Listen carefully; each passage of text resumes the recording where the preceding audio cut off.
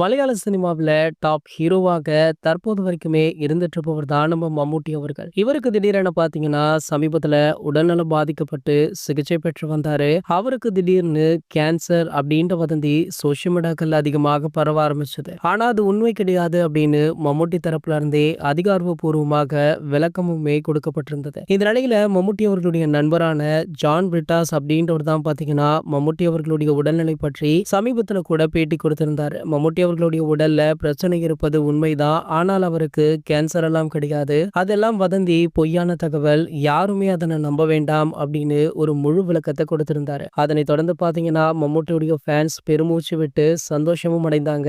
அது மட்டும் இல்லாம மம்முட்டி அவர்களுடைய உடல்நிலை தற்போது வரைக்குமே பிரச்சனையில தான் இருக்கா. அவர் மருத்துவமனையில் தான் சிகிச்சை பெற்று வரார் அப்படின்ற தகவல் ரசிகர்களை சோகமடைய செஞ்சிருக்கு. கூடிய விரைவிலேயே அவர் நலமுடன் வீடு திரும்புவார் அப்படின்னு அவருடைய நண்பரே சொல்லியிருந்தார். இந்த நிலையில தற்போது மம்முட்டி அவர்களுடைய உடல்நிலை சற்று தெரிவுள்ளதாக தகவல் வெளியாகியிருக்கு. மேலும் பாத்தீங்கன்னா ரசிகர்கள் முதல் பிரபலங்கள் வரை அவர் மீண்டும் நலமுடன் வீடு திரும்ப வேண்டும் அப்படின்னு பிரார்த்தனையுமே பண்ணிட்டு இருக்காங்க. அந்த வகையில தாவேக கட்சி தலைவரும் நடிகருமான தளபதி விஜய் அவர்கள் மம்முட்டி அவர்களை தொடர்பு கொண்டு நலம் விசாரித்தது மட்டுமல்லாமல் அவர் சீக்கிரம் வீடு திரும்ப வேண்டும் அப்படின்னு அவரை வாழ்த்திருக்காராம். இந்த தகவல் பாத்தீங்கன்னா தற்போது சமூக வலைதளங்கள்ல வைரலுமே ஆகிட்டு இருக்கு. இது போன்ற செய்திகளை பத்தி நீங்க உடனே தெரிஞ்சுக்க நம்மளுடைய சேனலை மறக்காம சப்ஸ்கிரைப் பண்ணிக்கோங்க.